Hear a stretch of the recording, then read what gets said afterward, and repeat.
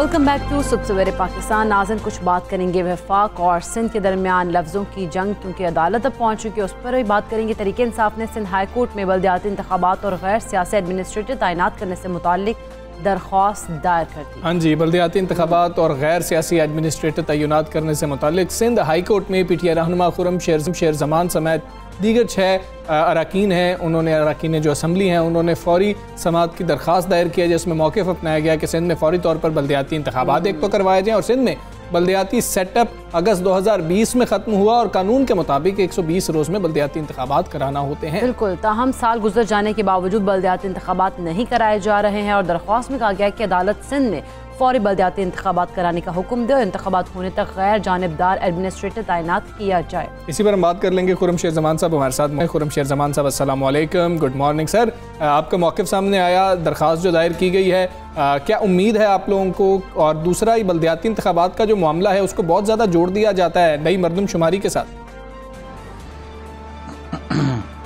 जी वालेकुम अस्सलाम। नहीं देखें, इसमें कोई ऐसी चीज़ नहीं है जो हम अपनी मर्जी से कर रहे हैं। ये कानून बेसिकली कहता है, आइन के अंदर ये लिखा हुआ है कि जब बल्दियाती सेटअप पूरा मुकम्मल हो जाता है, मेयर का टेन्योर पूरा हो जाता है, तो उस दौरान एक इंटरिम सेटअप आ जाता है। जिस तरीके से जनरल इलेक्शंस होते हैं, वज़ीर आज़म साहब हट जाते हैं, एक इंटरिम वज़ीर आज़म आ जाते हैं और जब तक इलेक्शंस नहीं हो जाए वो अपना टेन्योर पूरा करते हैं। वो होता है दिन 120 दिन का पूरा टेन्योर पीरियड होता है। अब अंदाज़न तकरीबन 1 साल हो गया है सूबे सिंध के अंदर और पाकिस्तान पीपल्स पार्टी जो है किसी न किसी बहाने जो है इधर उधर भाग रही है। अब नया बहाना उन्होंने बनाया है और उस बहाने के बेसिस पे वो कहते हैं कि हम सेंसस को जो है वो कबूल नहीं करते। तो सवाल ये है कि क्या आइन के अंदर लिखा हुआ है कि अगर पीपल्स पार्टी सेंसस को कबूल नहीं करेगी तो इलेक्शंस नहीं होंगे? दूसरी चीज़ ये है मेरी आपसे गुजारिश कि देखें, ये है बेसिकली इंटरिम पीरियड जिसमें एक मेयर चले गया है और दूसरे मेयर ने आना है। इस दौरान आप किसी सियासी शख्स को, अपने ब्लू आइड बॉय को नहीं लगा सकते जो आपको माल इकट्ठा करके दे। और ये तो सियासी शख्सियत भी नहीं, ये तो बेसिकली मैनेजर हैं। मैनेजर आपको पता है ना कौन होता है? मैनेजर वो होता है जो अपने मालिक को पैसा इकट्ठा करके देता है। इनका क्या काम है आप मुझे बताएं। सो बेसिकली ये जो सिलसिला इस वक्त पाकिस्तान पीपल्स पार्टी ने चलाया है ये प्री पूल रिगिंग के हद में आता है। उसकी वजह ये कि इस वक्त ये तमाम डिपार्टमेंट्स के अंदर अपने जियालों को लगा रहे हैं। एक एग्जाम्पल मैं आपको दे देता हूँ, इनके जो फॉर्मर कराची के प्रेसिडेंट है नजमी आलम साहब, उनको जो है नोटिफिकेशन उनका शायद मेरे ख्याल से अप्रूवल की वेटिंग के ऊपर है कि जिसमें वजीर आला साहब ने साइन करना, उनको वाइस चेयरमैन बना रहे हैं कराची वाटर सीवरेज बोर्ड। अच्छा। अब ये लोगों को जो पानी भी फराहम करेंगे वो सियासी बुनियादों के ऊपर करेंगे कि अगर आप हमें वोट देंगे तो आपको पानी मिलेगा। ये लोगों के घरों के आगे से कचरा भी उस बुनियाद के ऊपर उठाएंगे, अगर इनको वोट मिलेगा तो ये कचरा उठाएंगे, क्योंकि एडमिनिस्ट्रेटर भी इन्होंने सियासी बुनियादों पर उधर उनके जो उनका बोर्ड है उसके अंदर उन्होंने मेंबर्स बिठा दिए हैं। सो ये तरीकाकार जो है, जो इनका तर्ज हुक्मरानी है वो बिल्कुल भी काबिल कबूल नहीं है। इन्होंने कराची के साथ हमेशा दुश्मनी दिखाई है। आप मुझे बताएं ना कि अगर कराची से इनको इतनी मोहब्बत है तो कोई कराची के लोगों को ये लोग वो देते हैं, नौकरियां देते हैं? ये तो सुतेली माँ जैसा सलूक कराची के साथ करते हैं। अच्छा खुर्रम साहब, अगर हम सियासी एडमिनिस्ट्रेटर की बात करें, इससे ये बताइएगा कि शहर कराची को क्या नुकसान हो रहा है? अगर तरीके इंसाफ की अगर बात करें, गैर सियासी एडमिनिस्ट्रेटर की तैनाती पर अदालत गई है, तो अदालत के दीगर जमातों के साथ गई है या सिर्फ आपका ये अपना फैसला था कि हमने अदालत जाने इसके खिलाफ? नहीं जनाब, देखें, ये तो जाहिर है कि हमने एक हमारा ये अपना फैसला था और हम वेलकम करेंगे उन तमाम सियासी जमातों को जो कि इसमें पार्टी बनना चाहते हैं, जो कि इसमें हिस्सा बनना चाहते हैं, जो चाहते हैं कि हमें ज्वाइन करें, उन्हें वेलकम करेंगे। और देखें, मैं तो जो बात कर रहा हूँ वो कानून के तहत बात कर रहा हूँ ना। अब देखें, हमारी परेशानी वैसे कम है। शहर कराची के अंदर आपके पास पीने का पानी नहीं है। वाटर कमीशन कहता है कि 70% ऑफ वाटर जो हमें मिलता है is unfit for human consumption. Karachi शहर में सफाई सुथराई का निज़ाम नहीं है। कराची के हर गली के कोने में आपको 1 दर्जन कुत्ते मिलेंगे, वो आपको काट लेंगे तो आपको दवाइयाँ हॉस्पिटल्स में नहीं मिलेंगी। ये तो वजीर आजम साहब की मेहरबानी है कि उन्होंने पूरे पाकिस्तान को सिंध समेत जो है कोविड की वैक्सीन दे दी। इनके पास तो रेबीज की भी वैक्सीन नहीं है। स्कूलों के आप हालात देखें, जो गवर्नमेंट स्कूल्स हैं कराची के अंदर, उनका क्या हाल है। इंटीरियर सिंध तो छोड़ दें, वहाँ पे क्या हाल हो रहा है। हॉस्पिटल्स का आप हाल देख लें, उधर क्या हालात हैं।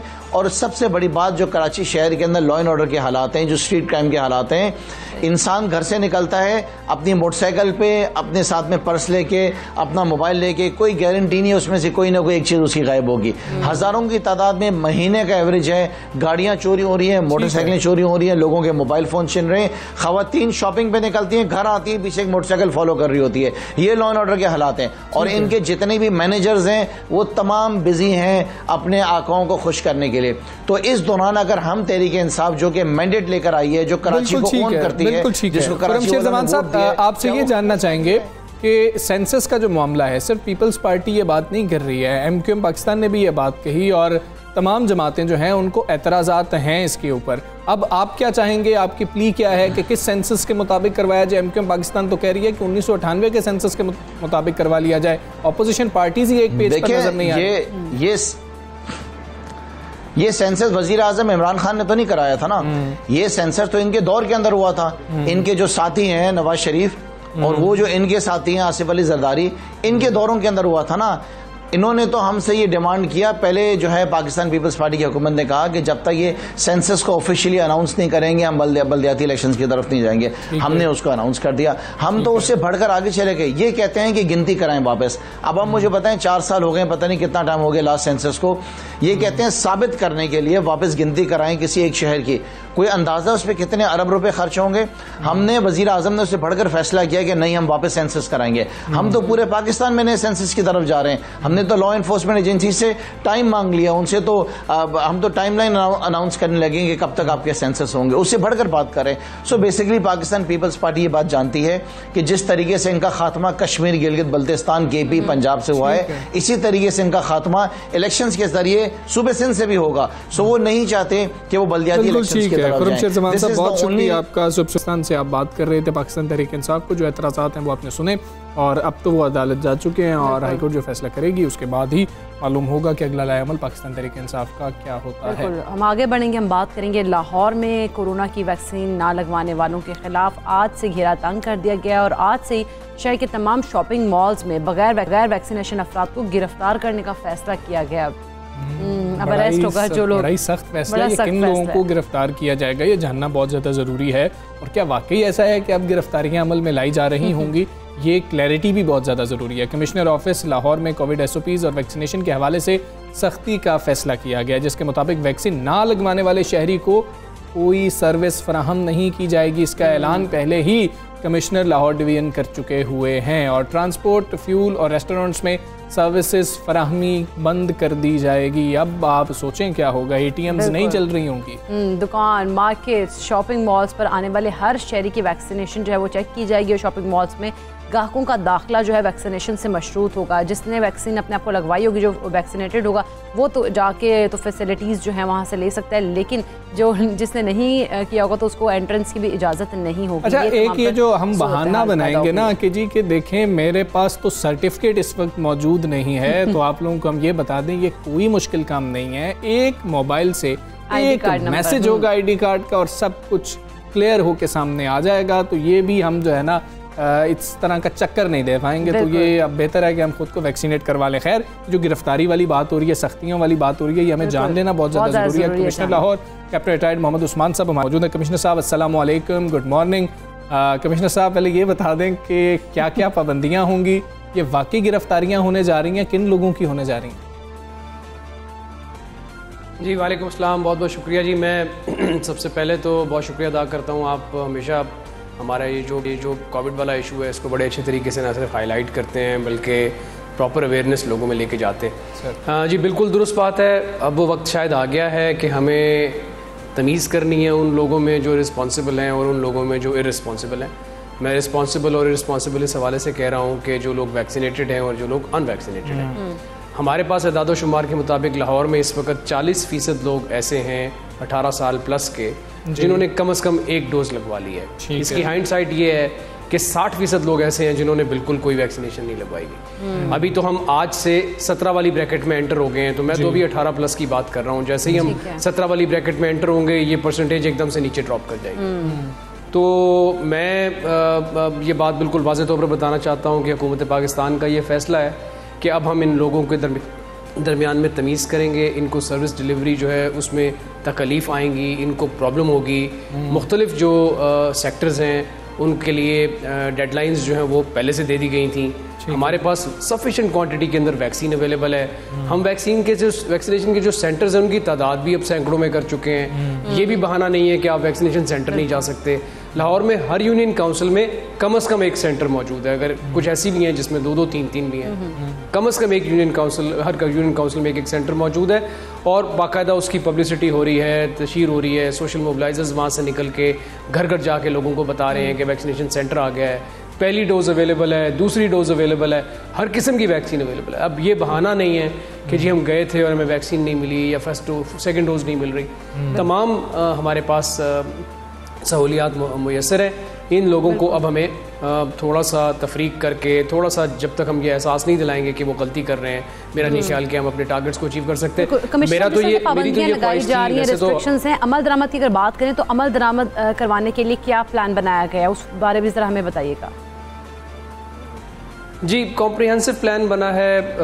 ऑल्दो ये बात बड़ी चैलेंजिंग है, हर शख्स का आईडी कार्ड नंबर लेके उसका डाटा चेक करना, ये चैलेंजिंग बात है, ये आसान नहीं है। लेकिन अगर ये तमाम सेक्टर्स हमारे साथ कोऑपरेट करेंगे, जो कि इनको करना पड़ेगा, बिकॉज इवेंचुअली हमने पीनलाइज इन सेक्टर्स को करना है। जब भी कोविड की कोई रिस्ट्रिक्शन लगती है, जब भी कोई सेक्टर बंद होता है, तो वो सबसे पहले आके यही कहता है कि जी हुकूमत बताए कौन सी SOPs में अमल दरामद करना है। हम उन SOPs में अमल दरामद करके अपने आप को खोलना चाहते हैं। तो यही वो SOP है जिस पे उन लोगों ने अमल दरामद करवाना है। जो भी सर्विसेज देनी है वो सिर्फ वैक्सीनेटेड लोगों को देनी है और अनवैक्सीनेटेड लोगों को थोड़ी तकलीफ पहुंचे ताकि वो फौरी तौर पर वैक्सीनेशन कराएं। मैं एक छोटी सी बात आपको यहाँ ज़रूर बताना चाहता हूँ।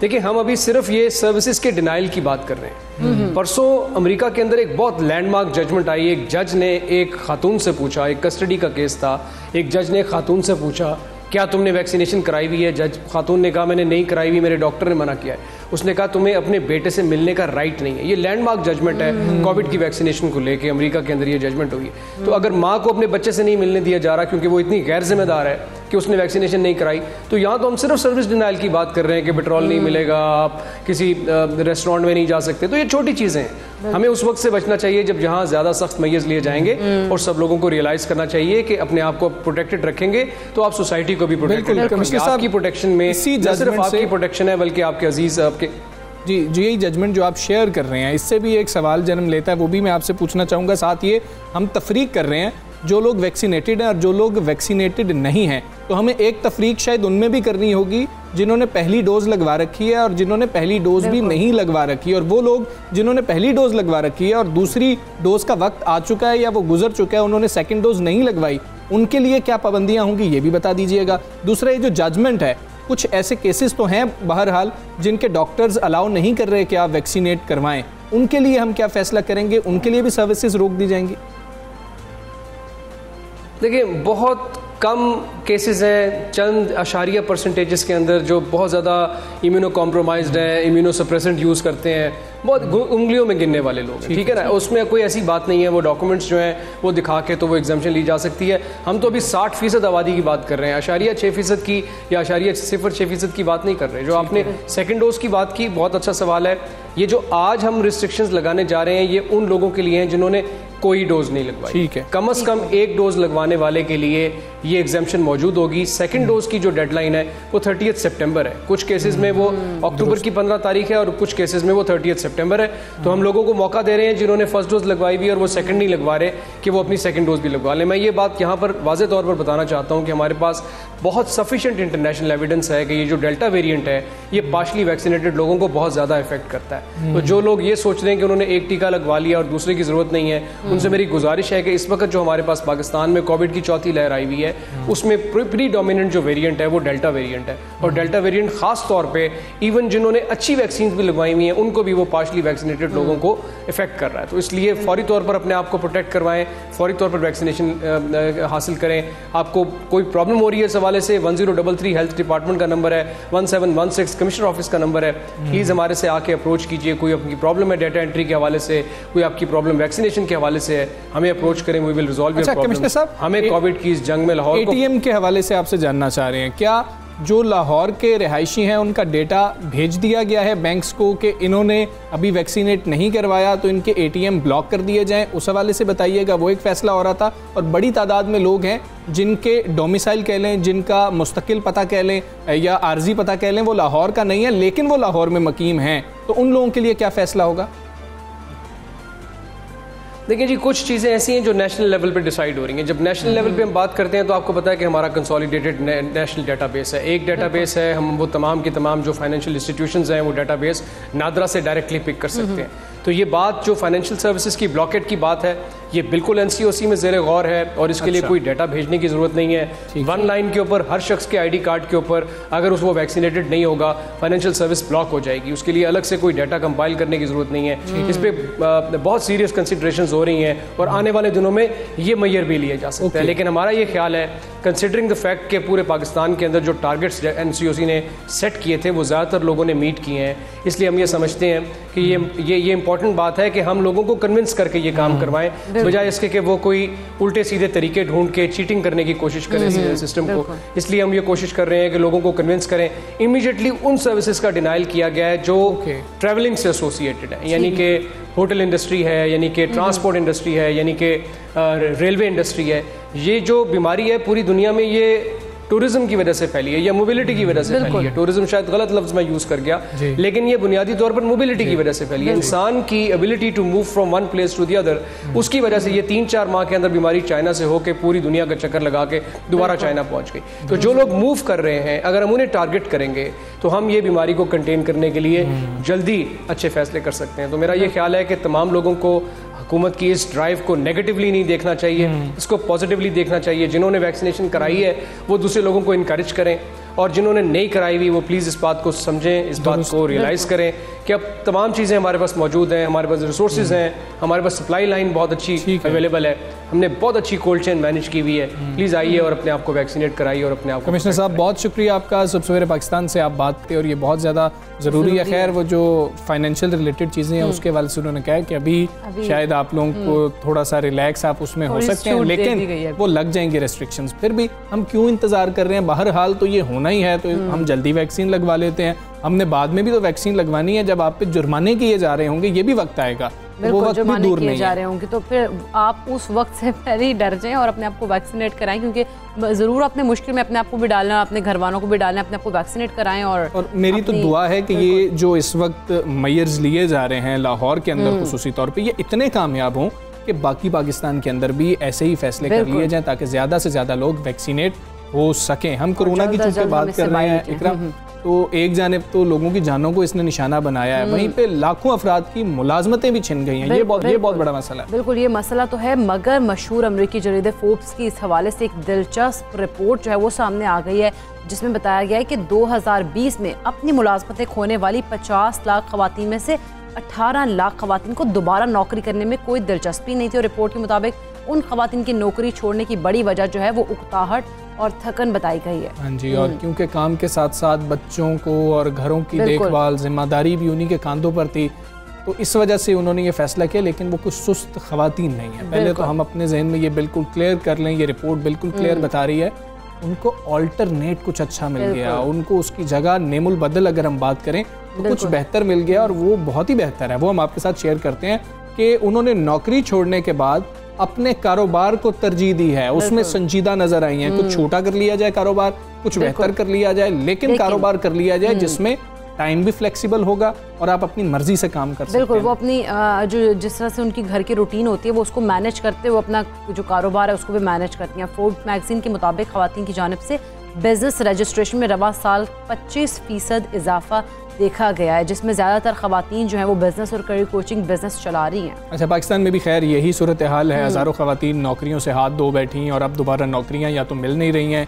या फिर हम देख रहे हैं कि जा रही हैं खवातीन इस तरफ के घरों में रह के कुछ ऐसा काम कर लिया जाए जिससे आपको वो पहले जो पैसे मिल रहे थे उससे कुछ बेहतर ही खैर मिल जाते हैं और आपका सर्कल बेहतर चल जाता है। तो इसी पर हम बात करेंगे कि खवातीन खुसूसी तौर पर जब ये फैसला कर रही हैं तो पाकिस्तान के अंदर ट्रेंड क्या चल रहा है। हमारे साथ कामरान रशीद साहब एंटरप्रेन्योरशिप है। कामरान साहब अस्सलाम वालेकुम, गुड मॉर्निंग। कामरान साहब आपसे पहले भी बात हुई थी, मॉमप्रेन्योरशिप का एक आइडिया आपके पास था, तो ये कुछ मिलती जुलती मुझे रिपोर्ट लग रही है उससे। एग्जैक्टली ये जो अभी आप फोर्ब्स की रिपोर्ट डिस्कस कर रहे थे, इसका इन्होंने नाम दिया the great resignation after the great recession.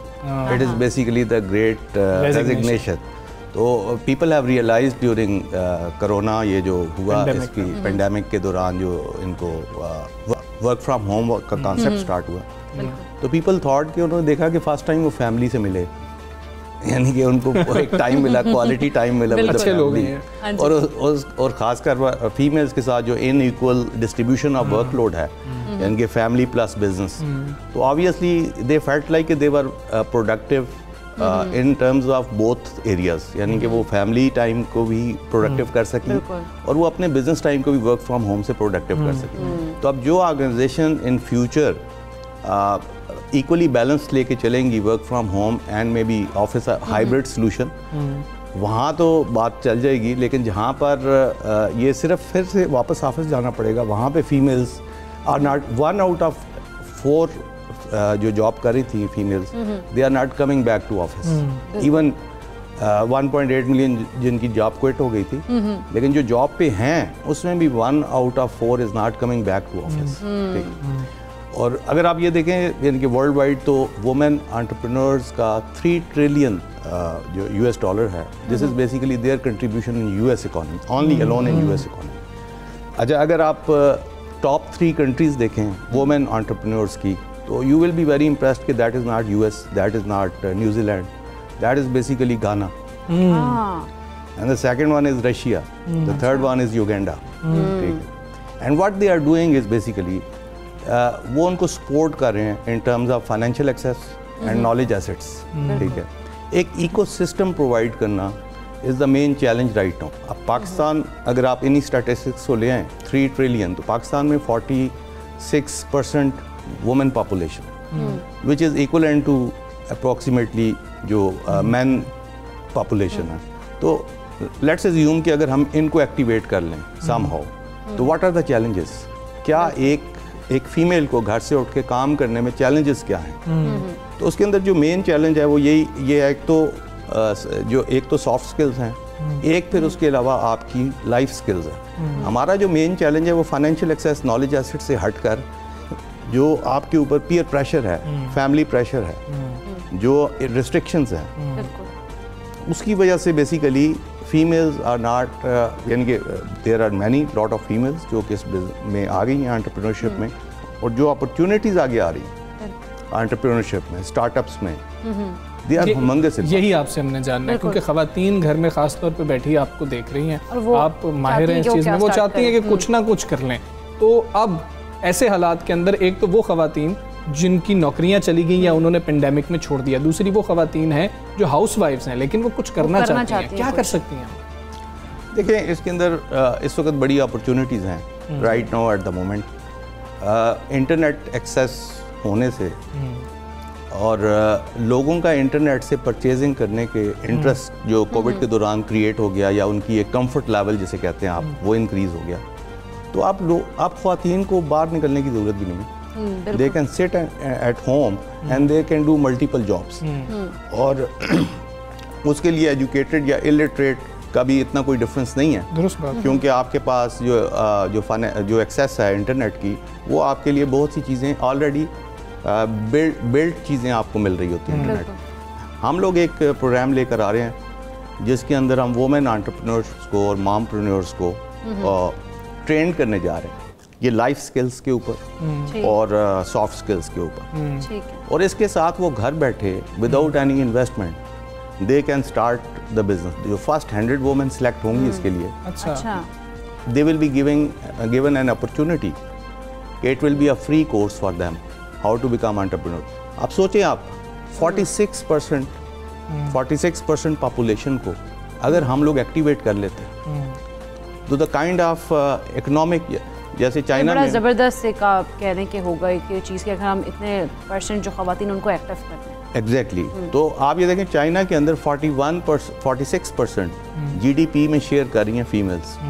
Billionaires, top billionaires जो उनकी सबसे रिचेस्ट वुमेन है, दैट इज़ 2 बिलियन की उसकी एसेट्स हैं। और there are 15 billionaires in China, female billionaire out of many billionaire. तो हम क्या चाह रहे हैं, हम फ्यूचर तो बिलियनियर ही उनको दिखा रहे हैं, लेकिन उसके साथ साथ उनको सपोर्ट एंड हेल्प कर रहे हैं, खासकर माइक्रो में। देखिए, हमारा जो एक 60-70% आबादी है वो एग्रीकल्चर के साथ या तो रिलेटेड है। अब एग्रीकल्चर एक्सेस जो प्लान हो रहा है कि एग्रीकल्चर एक्सेस को डायरेक्ट टू कंज्यूमर किया जाए, तो we are also working on that project as well through online, कि एक ऐसा स्ट्रक्चर बनाया जाए जो कि वो जो वुमेन हैं जो एग्रीकल्चर से अर्न कर रही हैं उनकी direct access to the consumer हो जाए। तो मिडल मैन की जो है प्रॉब्लम्स जो मिडल मैन की वजह से क्रिएट होती हैं वो उनको फेस ना करनी। ठीक जी, बिल्कुल ठीक है। कामरान साहब बहुत शुक्रिया आपका, सबसे पाकिस्तान का आप हिस्सा बने। देखें जी, जो घर में ख़वातीन हैं उनके लिए ये बड़ा एक बेहतरीन टाइम है कि वो काम कर सकती हैं घर में बैठे हुए, और अब वो वाली परेशानियां भी नहीं हैं। थोड़े से स्किल्स की ज़रूरत है, वो आपको सीखने होंगे। वो ये बता रहे हैं कि जो ये प्रोग्राम लेके आ रहे हैं उसमें इंशाल्लाह वो भी आप लोग सीख पाएंगे और फ्री में भी सीख पाएंगे। हमें एक ब्रेक लेनी है, ब्रेक के बाद वापस आते हैं।